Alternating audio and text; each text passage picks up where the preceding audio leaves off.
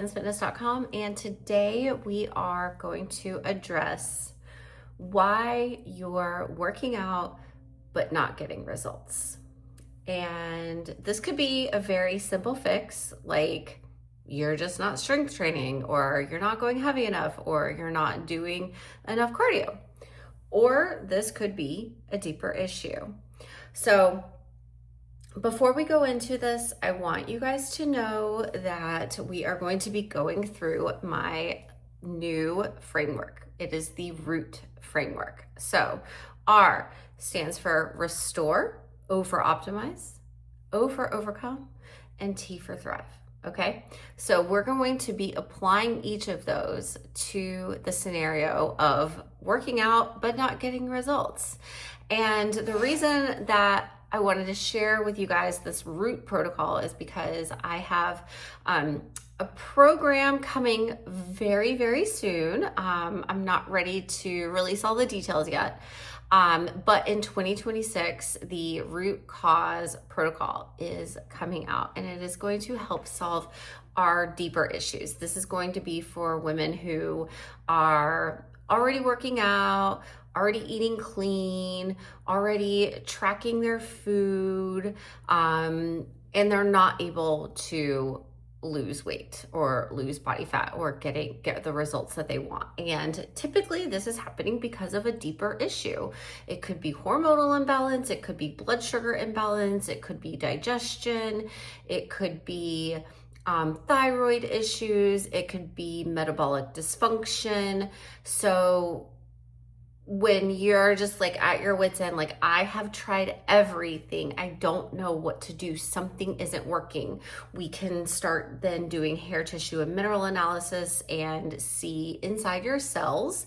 It kind of gives us, blood work is great, it's a snapshot in time though, whereas hair tissue mineral analysis kind of shows us what's been going on in your body, in your tissues, for the last 2 or 3 months. And that can highlight some adrenal issues. It can highlight hormonal issues, blood sugar imbalance, those deeper issues. We can also start ordering blood work. We can start doing GI mapping, Dutch panels to look at your cortisol levels, and really fine tune a program for you based on what is truly going on inside of your body.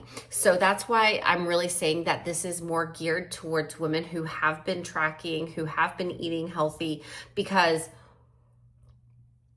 I like to pull those levers first. I like to do the smallest changes to get the biggest results. So if I have someone who comes to me, they're like, hey, I'm storing all this weight around my midsection, but they're, just doing Pilates and going for walks, then, we don't even need to start talking about blood work when you're not lifting yet, or you're not doing that high intensity interval training. Or if I have somebody who comes to me and they're like, hey, I'd like to lose like 5% body fat. I'm like, okay, well, talk to me about what you're eating. I don't know, I just eat clean. Okay, how many grams of protein are you getting? Do you know if you're at a calorie deficit? No, I don't know those things. Okay, cool. That's where we start. I'm talking about, this is for women who have been tracking, who have been working out, who have been training hard, and they have, they've maybe tried keto, maybe they've tried intermittent fasting, maybe they have given up gluten and dairy and have deeper issues that it's still not working. Then we can dive into some of those diagnostics to determine what the heck is going on. Okay, so just know that that is coming very, very soon, so stay tuned. But this is for those of you guys who maybe are doing all of those things and still aren't getting results. So before we talk about recovery and not getting results from workouts, let's talk about what an ideal workout protocol would look like. So if I had a clean slate and I could have my client do anything in the world, I would have them lift 4 days a week, 2 days of upper body, 2 days of lower body, maybe sprinkle in a little bit of like glute and hip work, especially for those of us, myself included, who have glutes that don't grow. They're a little stubborn. And so 2 days of upper, 2 days of lower. It could be a push pull. It could be like one day is more of a hinge, one day is more of a squat. That doesn't matter as much to me as it does just the 4 days of lifting, making sure that there are 2 days of lower body workouts. Also speaking, when I say clean slate, this person is coming to me without any kind of autoimmune conditions, without any kind of like major stressors going on, without any kind of like cortisol dysfunction.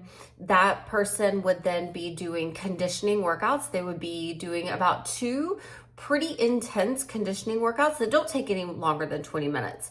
But think like, gasping for air, doubled over, feeling like, okay, I might vomit or have a heart attack, about 2 times a week. And then 2 other times a week doing something that is a more moderate intensity. And again, not more than 20 minutes, but something, that's like some rowing, some kettlebell swings, maybe some burpees, not getting into that upper range of elevated heart rate, probably in that mid-moderate range of elevated heart rate elevation, where you could talk, but having a conversation is not really likely.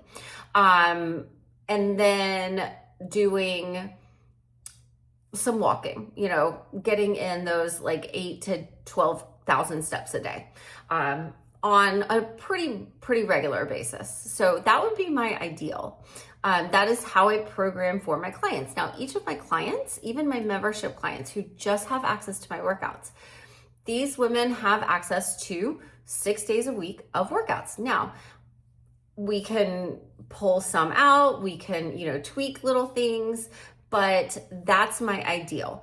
Now, if I don't get to have, that clean slate, ideally a workout regimen that is, again, 4 days of lifting, and then a couple days of more moderate to higher intensity cardio and plenty of walking. Those would be kind of like my ideal. And then also when we're doing these workouts, we are following progressive overload. So every week we can change those workouts, those strength training workouts, anywhere from about 4 to 8 weeks. I found a really sweet spot with my clients that the workouts change every 6 weeks. And every week you're either increasing your reps. So maybe we go from 10 reps to 12 reps. Our rep ranges always stay from about 8 to 12. That is going to allow for the most muscle growth, somewhere between 8 and 12 reps. So maybe week 1, we're doing dumbbell chest press and we're using the 30s and we go from 10 reps to 12 reps. Or we increase the load. And so, possibly those reps come down to allow for us to go from 30 to 35. But we're increasing the reps, we're increasing the weight. We could possibly increase time under tension, which is a really great little trick. If we're not quite ready to jump from 30 to 35 on those dumbbell chest press, we've mastered the 12 reps. Maybe we take it down to 10 and we add a little pause in the bottom of our chest press before we go back up. So adding some time under tension, or this is really incredible for body weight movements, but decreasing our rest times. So if we're doing one of those 4 things week to week, everything is progressively getting a little bit more challenging every single week. Therefore, it is considered progressive overload. And that is how we want to, train for about 4 days a week. 4 days a week, unless 4 days a week is really ideal for our strength training. So assuming that the person is coming to me doing all of these things and they say, I'm still not getting results. Okay, well, what do we do? And how do we apply the root cause protocol to help you get results from the training that you're doing? So it stands for restore. So let's talk about recovery and restoration here. I want you to ask yourself, what do I need more of? Like, think about all of the things that you do. Think about all of your habits. Think about your nutrition, your sleep, your stress. What do you need more of? when you look at your diet, let's say you're doing keto and you are just sore all the time, you don't have energy, you go to the gym and you're like, there's no way I can possibly pick up that kettlebell to goblet squat it right now because I am just dog tired. I've got nothing. I've got no gas in the tank. Carbs. Hi. Carbs are not the enemy. Carbs give us great energy. Carbs help our muscles recover. They elevate our blood sugar. They we can store glycogen in our muscle fibers as well as in our liver, which is going to give us energy in the gym to pick up heavy weights and go heavier. Okay, so are we getting enough carbohydrates? Are we getting enough protein? Protein helps those muscle fibers recover. So we literally eat like the protein, the muscles from cows, chickens, fish, etc. And that breaks down in our body to amino acids. And then guess what? It gets brought back together and into creating protein in our body. So if we're eating like 90 grams of protein a day and we're trying to live 4 days a week, no, that's not adequate. I'm sorry.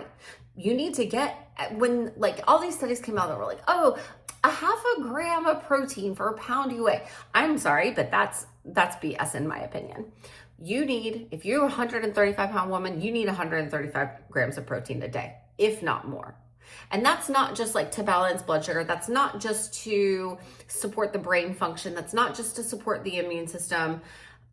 It is, if you are lifting, you need at least 1 gram of protein per pound you weigh, period, in my opinion. And in my 15 plus years of experience with training other women as well as myself.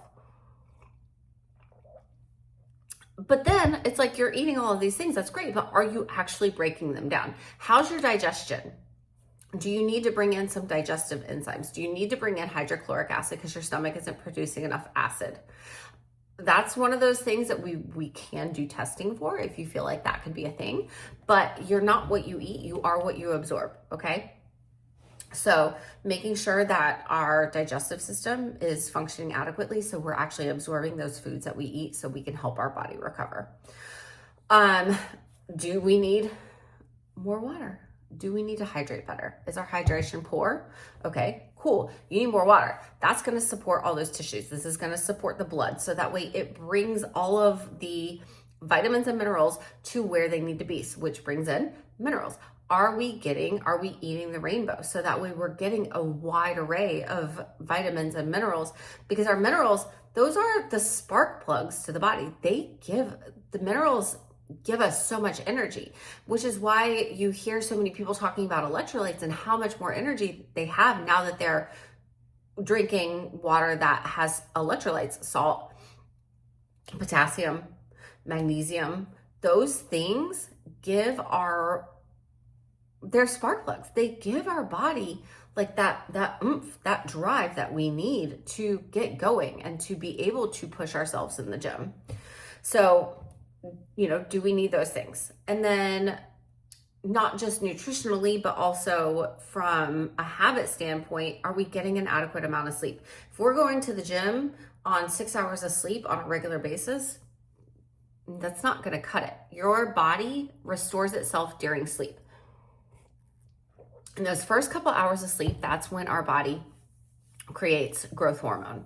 Growth hormone supports every single cell in the body and it helps us recover. And that includes our muscle cells. So getting deep sleep, getting an adequate amount of sleep, those are massive drivers to our recovery. And then our stress levels. If we are constantly stressed out and we're on the go and we are just like blowing through our minerals, we could use support of more minerals. But then also if our cortisol levels are just up here all day long, how are we supposed to have an adequate amount of cortisol that's going to support us in our workouts? So if you're going through a phase of life where you are just like stressed to the max, like maybe your husband lost his job and you are having to work extra hours, and on top of that, you're not eating enough, your body is super stressed out. So your cortisol levels are going to be naturally more elevated. So now when you go to do your high intensity cardio, and that jacks up your cortisol even more, now it's actually not doing what it's supposed to be doing. Now it's actually kind of working against you. So, and if you go down this path for a really long time, that's when we end up in adrenal fatigue. But, for just those of you guys who are in somewhere like acute to like, acute stress would really, be like something that stresses you out for a few hours or maybe like a day or two. But if we're in that place where we're stressed out for like weeks on end, yeah, there's a very good chance that you could get yourself into adrenal fatigue, and then therefore doing those high intense workouts like spin class, CrossFit Metcons, like Orange Theory, those things like that, it's going to actually go set you back. It's going to do the opposite of what you want it to do, because at some point our body just goes, yeah, cortisol, cool. Like I've been producing a lot of this lately, and it's not. Adrenaline and cortisol are catabolic hormones. They're going to help you lose fat, but when they're chronically present, they're not going to help you lose fat. Your body's just like, cool. Like what else? I'm used to this. And so we don't want to be chronically stressed out, because then that stuff does nothing. That the cortisol and the adrenaline, then at that point they do nothing. And so one of the things that is a stressor is undereating. So if that's the case, my last podcast was about not eating enough food and how that can backfire on your metabolism. So go back and listen to that. If you're not eating an adequate amount of food, if you're somebody who's like, I'm only eating like 1,600 calories a day, then yeah, you're not eating enough. And that's not going to support your body. That's not going to help you with restoration and recovery. So you're not going to get what you are looking to get out of all of your workouts. Okay, so moving on from restoration and recovery, we're going to move into optimization. So we are looking for gains. We are looking to be able to make progress moving forward. So I want you to ask yourself, am I overdoing it? Am I doing three solid leg days in a week? Like there are some people who can definitely get away with solid leg days, but those people recover harder than they train. But for the most part, doing 3 days of legs a week, pretty excessive. So I quit CrossFit, probably about it's been six months now. And one of the biggest things was that every time I went to CrossFit, it was like shoulders. There was something shoulder every day, whether it was like chest to bar pull-ups, shoulder girdle, shoulder to overhead with a heavy barbell, snatch, burpee. Like, love CrossFit, but every day something involved my shoulders, and my shoulders were tired all of the time. And they were sore all the time. And I got to where I couldn't sleep because my shoulders hurt all of the time. And I got really sick of it. So was I overdoing it? Yeah, I was. And then it carried over into other things, and like not allowing me to sleep, and that made me really cranky. And now that I'm not overdoing it on my shoulders, I feel so much better. And now I can chest press again. Before when I was like still CrossFitting, I couldn't chest press. Forget benching. But I was like having to do only neutral grip dumbbell chest press, and that's still pretty much where I'm at with my shoulders, but the inflammation has decreased massively. And I'm actually gonna try benching again later this week. So because I feel like my shoulders are in a good enough place where I can do that, because I'm no longer overdoing it on my shoulders. So that's just one example. That's just one particular joint of my body. But think about it in application to to your whole body.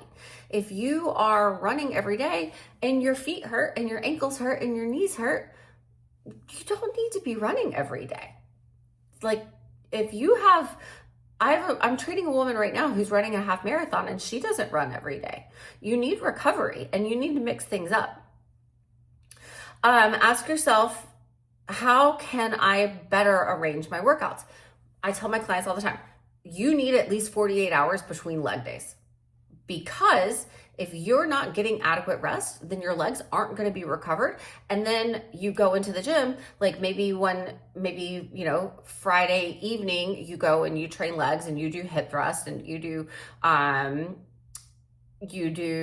dual dumbbell sumo deadlifts, and you do kickbacks and you do leg extensions. Okay. And then you go in, that was Friday afternoon. And then you go in on Sunday morning and you're like, well, why can't I squat that heavy today? Your legs are still not recovered from Friday evening. So you need at least 48 hours between your leg days. You can get away with a little bit more on upper body, but with lower body, just because those muscles, there's so many more muscle fibers, the muscles are bigger, they need more time. So how can you optimize your workout program so that way you have enough recovery? You're not doing back-to-back upper body days. You're not doing back-to-back lower body days. You're spacing out those workouts. The way I arrange things for my membership clients is Mondays, upper body, Tuesdays, lower body. Wednesday, we have a little cardio conditioning and mobility day. Thursday, we go back to upper body. Friday, we go back to lower body. And then Saturday, we have a little cardio conditioning kind of and mobility workout. Which brings me to optimization. Are you doing mobility? Are your warm-ups adequate? Are they bringing you up kind of slowly, starting with like some cat-cows, some bird dogs, elongating, getting wide, and then also stabilizing in all of the joints that you are about to use? Are you doing those things? Are you taking the time to foam roll? Are you stretching? Stretching after a workout is great, yes, because it does help the muscles recover in a way, but it also resets. It brings your nervous system back into that parasympathetic state, and you're not recovering when you're all fight or flight, sympathetic mode. You're recovering when you're in that state of rest and digest. And so by stopping at the end of the workout, breathing while you do some forward folds, for example, that is going to restart that recovery process right then, which is amazing. And that's going to help you restore and recover. So that way your programming is optimal for you to get back into the gym. And so that way you can go crush it again the next day. And then the other thing is just optimizing that meal timing around your workouts. If you are an early morning workout person, waking up and shoveling food in your body might not feel great, but could you possibly eat half an RX bar? Could you shake up a little protein shake and drink that? If nothing else, could you drink maybe some coconut water or some electrolytes while you're working out? And then making sure that right after you're done training, you get your carbs and your protein. Yes, fat is important, but timing fat around workouts, I don't recommend it right before a workout. I don't recommend it right after a workout. That's great timing for carbs and protein. The only reason I don't recommend it right before is simply because fat takes longer to digest, and so it's not going to feel great sitting in your belly as you go work out. But there's nothing wrong with having fat before. I don't recommend it after. I recommend about somewhere between 25 and 45 grams of protein. Faster digesting is better. Probably don't want to gnaw on a ribeye after. That's high fat anyway. But, having some Greek yogurt, some whey protein, if you're intolerant to whey, maybe having egg white protein, or just actually eating some hard-boiled egg whites. That would be fantastic. And so that's going to be your protein source. And then your carb source. Keep in mind, fruit's great, but fructose is broken down into a glycogen that's best stored in the liver. Starchy carbs are best stored in your muscles. So rice cakes are great for that. Cream of rice is great for that. Oat milk, but just make sure that you're getting organic and the kind that is seed oil free. It is very high glycemic, so if you have any kind of blood sugar issues, I don't recommend oat milk. But if you don't have any blood sugar issues, oat milk can be great. Starchy carbs. Sweet potato. Oh my gosh, sweet potato. Sweet potato is so good. Any kind of potato really would work here, but I just think about like, oh, I want to eat sweet potato. And that's going to help get that glycogen into your muscles, and as well as the protein into your bloodstream quicker, and that will help that recovery process happen faster too. And that was something that I did. Now granted, I do keep my body under 20% body fat.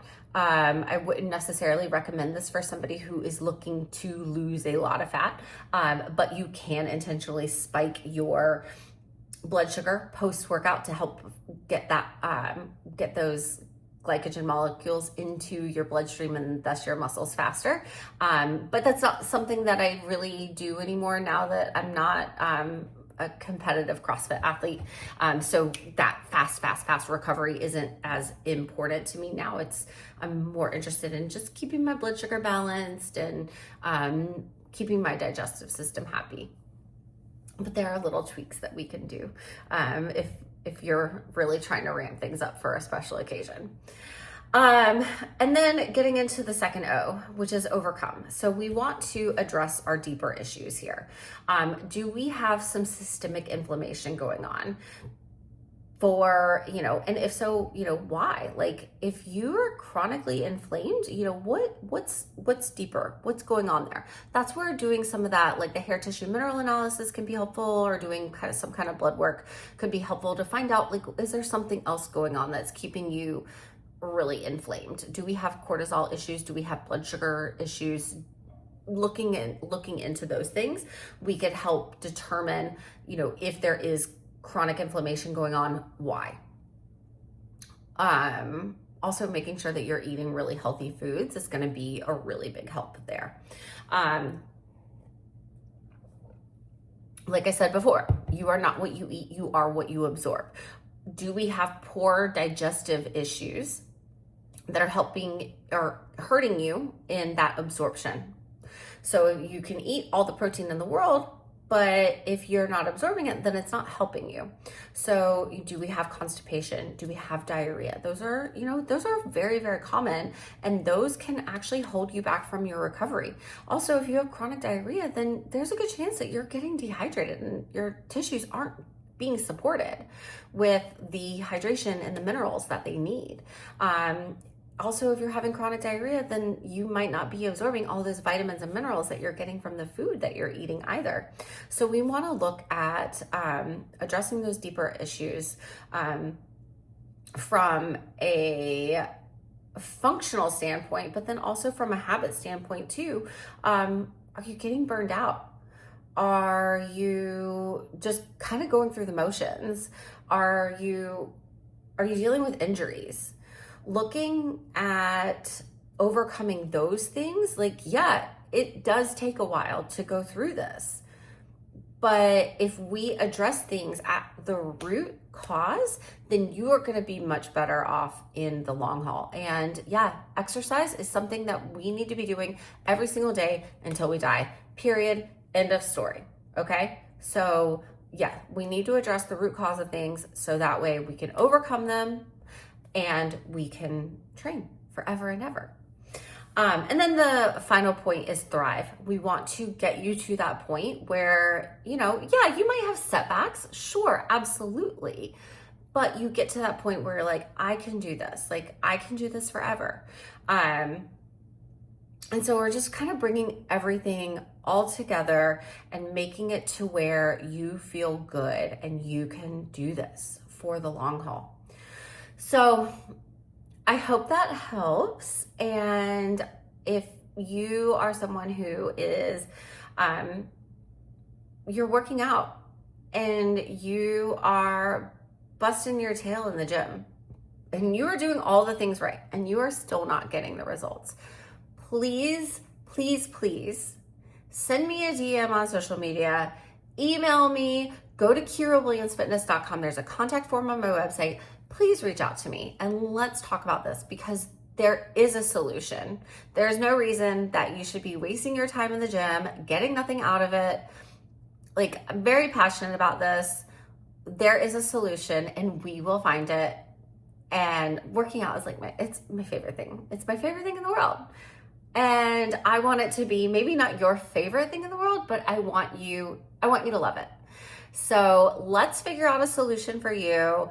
Reach out to me, let's chat, and let's figure this thing out and let's do it together. So thank you for watching and listening, and please let me know if you have any questions and how I can help support you.